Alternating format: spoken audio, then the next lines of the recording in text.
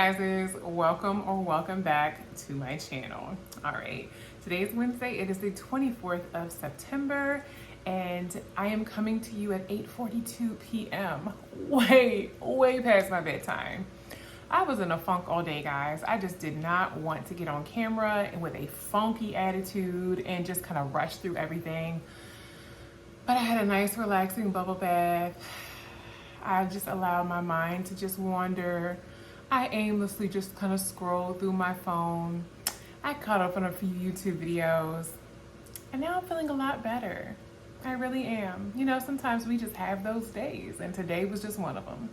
But I definitely wanted to get on here because I wanted to talk to you guys about my upcoming 48-hour fast. You guys know what this is. Come on now, let's stop acting like we don't go through this every single month, okay? My 48-hour fast is right around the corner. In fact, it is going to be this weekend. And I picked this weekend specifically because we're going to Dad's house on Saturday and we're going to see him. We're going to go ahead and, you know, hang out with him for the day, whatever the case is. I figured what better way to start the fast. So I hang out with Dad, we do some work as usual. I start my fast and then that can roll right into Monday. Monday, I believe, is the 29th of September, Tuesday's the 30th, and then Wednesday is that 1st. Now, besides the fast, of course, you guys already know I've been talking about and also kind of dreading a little bit my October cut.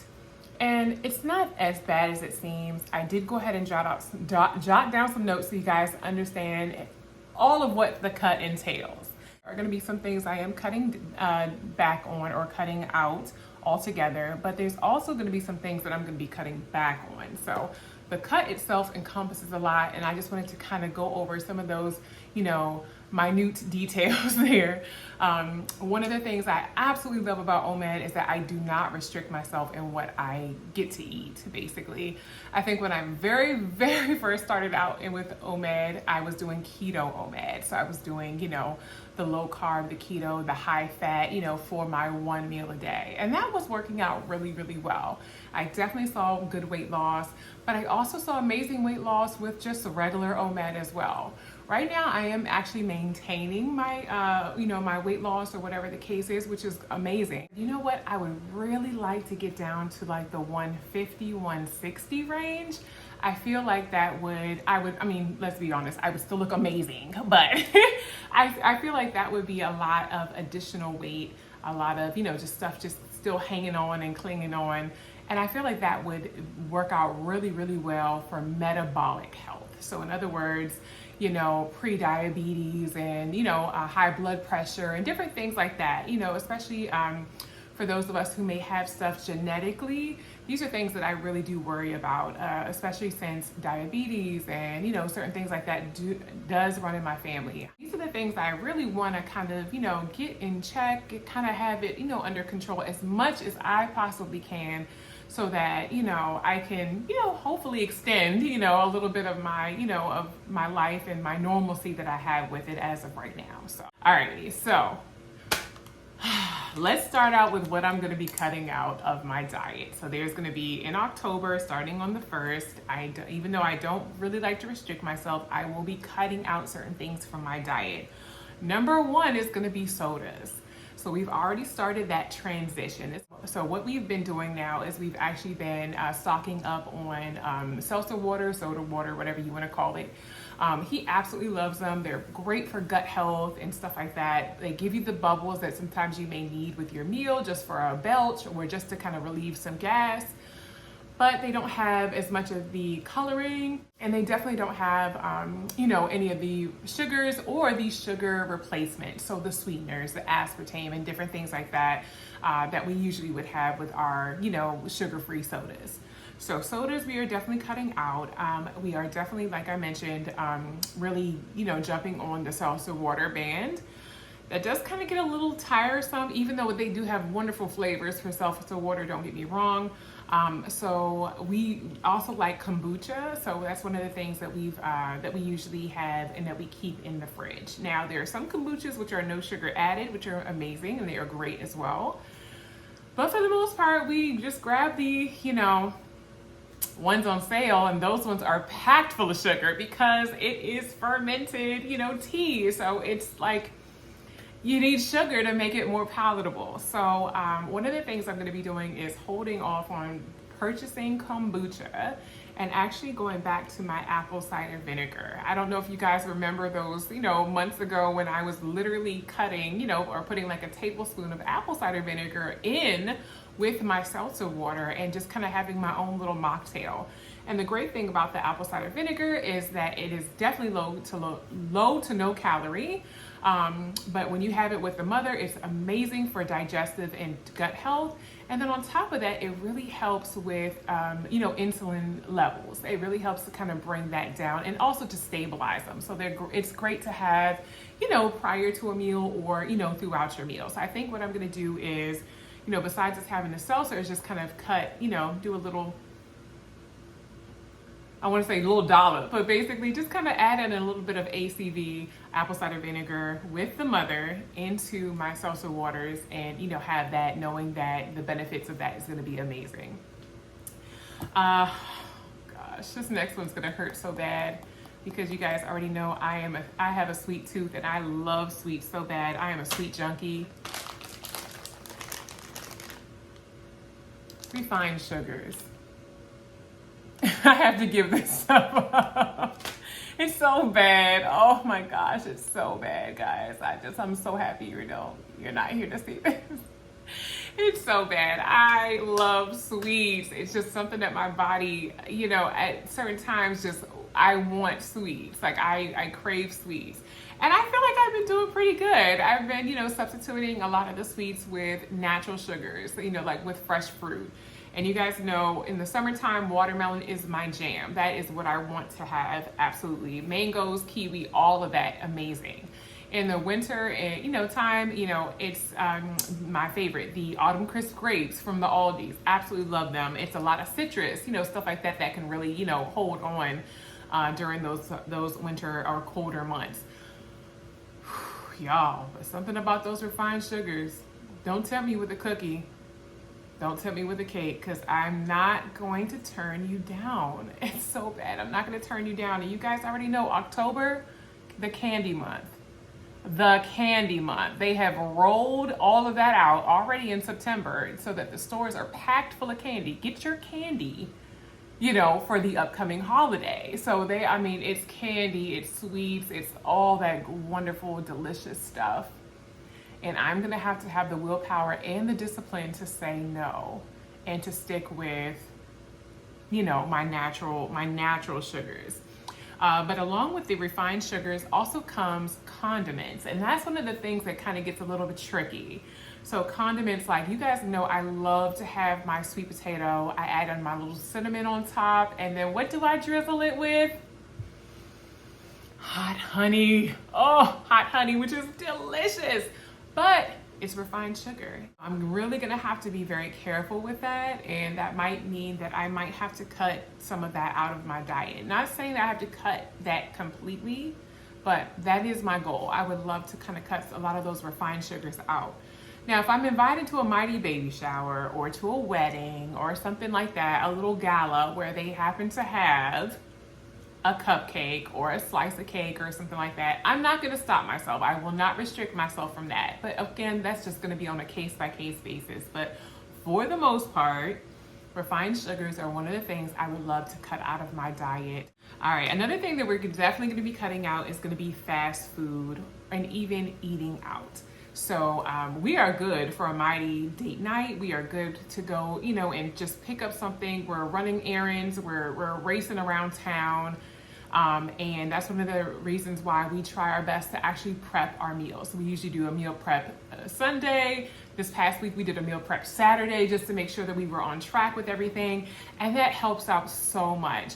But after a while or a few days of eating the same exact thing, I don't know how you guys feel about it, but after 2 to 3 times of me eating the same thing, I'm ready for something different. My taste buds are screaming, can we please get something else? We don't want that anymore.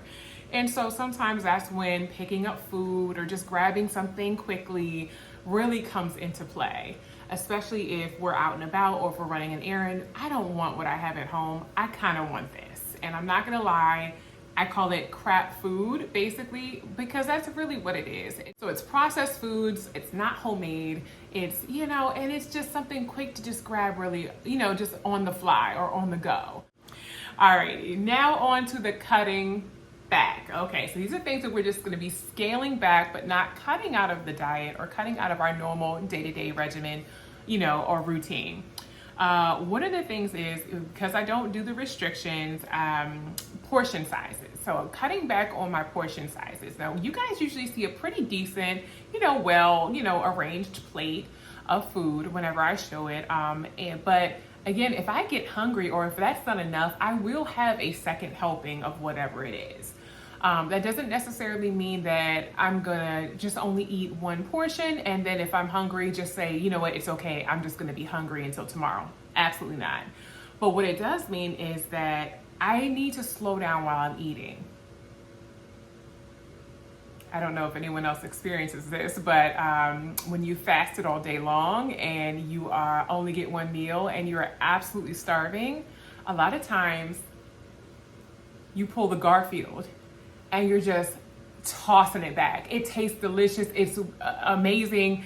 You're literally just, oh, my body's loving the way this feels. I am tossing the food back. And, I'm not binging per se, but I'm not necessarily taking my time either. And then the next thing you see, you look down, your plate is empty. And sometimes it doesn't necessarily register with your brain yet that, hey, that was a good portion. I'm not hungry anymore. I can back away from this table and I'll be just fine. No, your brain is saying, oh man, I finished that plate and I'm still hungry. I'm gonna go back up and get another helping of whatever it is. I have a decent, well-balanced sized plate of food. I do want to eat it, but I do also need to be reminded to slow down, to enjoy the food, and to actually taste the food, like really enjoy what it is that I'm eating and just kind of slow it down a bit. So portion sizes is mainly something that I've noticed, not necessarily something that you guys would have to do. But again, this is just things that we've discussed that I really want to put into play. So that's one of them. Another thing on cutting back is alcohol. Now, I'm not usually a very big drinker. I think this is mainly hubby's one that he wanted to work, something that he personally wanted to work on as far as his goal. Mine is more social. So usually if I'm doing a little hosting something, or if I go to someone's little gala or little, gathering or get together, kickback, barbecue, whatever the case may be, if they're offering,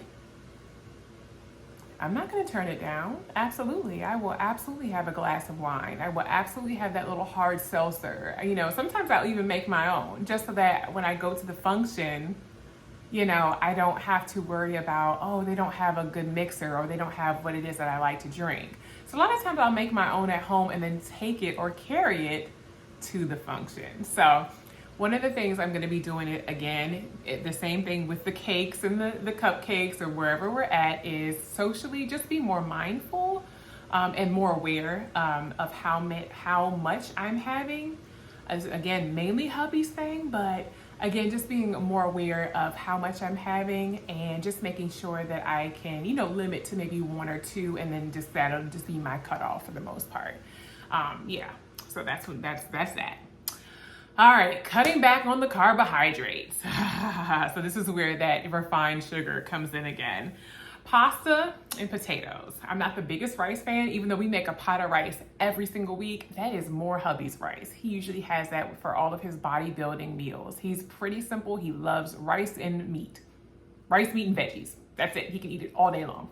All day long, 7 days a week, 365 days of the year. Can't do that. But he, always makes that big pot of rice. Mine is definitely pasta. I do every once in a while get a craving for pasta, and then potatoes. So I do love it when hubby makes a little bit of mashed potatoes, or even now I've been loving the sweet potatoes. I'm not gonna stop on the sweet potatoes. I may not have an entire sweet potato. Of course, I usually like to cut mine in half anyway. But again, that's where the hot honey and the refined sugars come in. I really just have to be mindful of these things. But these are the things I'm gonna try my best to cut back on. which means that I may need to, have more root veggies, more beans, more lentils, other things to kind of fill that void. Roasted veggies can definitely come into play there. And then of course, salads, but usually during the fall and the winter, I can't stand cold items. So I don't really like to eat cold sandwiches during the winter or cold salads during the winter. It's something about it. I don't know. I feel like cold things should be for the summertime, and then warmer things, more comforting things should be for the colder seasons. But that's just how my little brain operates. So that's where that comes into. Again, just trying to stick to the more natural sugars, more natural things, fruit, like I mentioned. One of the things I'm really going to be trying to stick to, and just try to do more low carb options if I possibly can. That just means I just kind of got to tweak some recipes and tweak some menu items, here and there, and just try to be more mindful as we're making out our list for the grocery hauls, what it is that we're actually going to have. Another one of the things I wanted to cut back on, and I mentioned this earlier, we talked a little bit more about the fast food, was the processed foods. So we are trying our best to kind of stick more towards the whole foods. And that's, again, it's a fine line there. It's a fine line. It's a kind of a gray area. Processed foods can be really helpful. They can be low carb. They can check all the boxes, but they are still processed somewhere else. So that means that we're gonna have to be doing a lot more prep, if that's what we wanna do as far as our whole foods. It really does aid a lot better with our digestion, honestly, and that's one of the things that we do suffer from. Let's be honest, that's a first world problem. It's not that big of a deal, but it is, because our digestive system needs a break, even if it is for 16, 20, 24 hours. It just needs a little break every once in a while. And that's why I absolutely adore and look forward to my 48-hour fast every month. But yes, we're trying our best to, we're trying our best. That's the gist of what I'm trying to say. We're trying our best here. So whole foods is one of the things that we are trying to incorporate during this cut, to just better aid in our digestion, and of course just to kind of get the best or the most nutrients out of the food that we're going to prepare. So with that being said, now that you guys know what we're cutting out and what we're cutting back on, let's talk about what we're going to prioritize here. So we're going to be prioritizing, for me specifically, I'm not going to pull him into that, is the protein. So I'm going to try my best, even though this week we've done a lot more of the red meat, I'm gonna definitely try to prioritize more of the lean meats. So chicken, fish, turkey. Those are the things I'm gonna try my best to prioritize. Another thing is fiber. So fiber, like I mentioned, beans, greens, root veggies, different things like that. So roasted veggies, a pot of kale or a pot of greens, or, fried cabbage or something else along those lines. I really want to definitely prioritize, like I mentioned, lean meats, but also including a lot of fiber in there as well. That way the fiber definitely makes you feel a lot fuller, and you're not necessarily, skimping out or having, a smaller portion. It's really going to fill you up. And so that's one of the things I really want to focus on. But I feel like this is going to be a very, very successful cut for October through December.